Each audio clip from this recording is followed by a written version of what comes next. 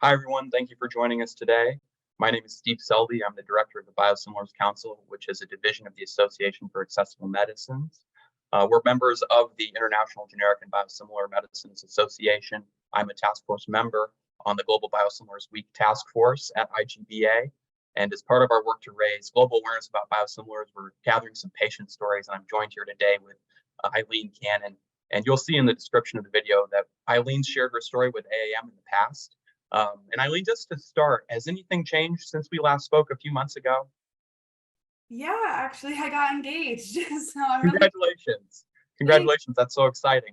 Hopefully, the planning is getting a little bit easier as people kind of ease out of the pandemic. But let's go to your biosimilar journey for this conversation and focus on what's the condition that you use your biosimilar for? yeah, I have Crohn's disease. How did you become aware that there was a biosimilar option available for you?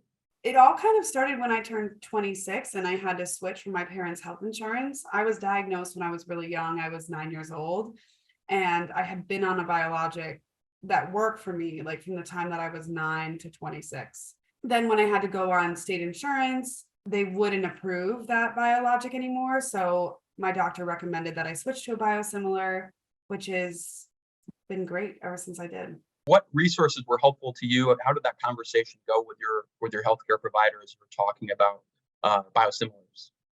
Yeah, I was definitely nervous about it at first, just because I had been on the biologic. It worked so well for me for so long. And the biosimilar has like a similar name, but it's different. So you're just really not sure.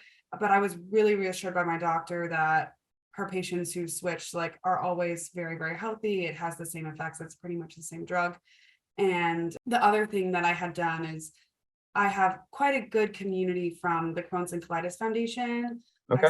was a programs director at Camp Oasis every year, which is like one of their programs. And I had reached out to like several friends there, as well as some of their online resources to find out more about biosimilars. How are we doing today? How has your quality of life changed? Has it been the same since you've been taking the biosimilar? The same. I would say that the biosimilar has kept me very, very healthy. I take it at the same frequency that I always took the biologic. I'm feeling great. I'm able to do everything that I love.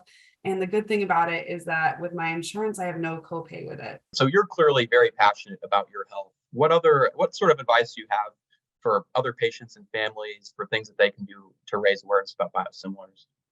Yeah, I think the most important thing is to stay in communication with your doctor, especially if you're struggling with your insurance about improving things. A lot of the times that they know the best route to go.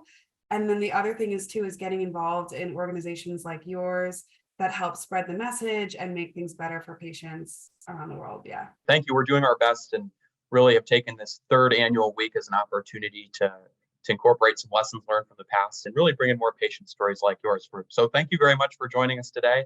Before we end this interview, do you have any closing remarks from the audience or any observations that came from the conversation to share? Thank you, Steve. The only thing that I would say is that if you're a patient and you're considering a biosimilar, I highly recommend it. I have been super healthy and I hope you will be too. Thank you, Eileen. Thank you again for joining us and have a good day. Thanks.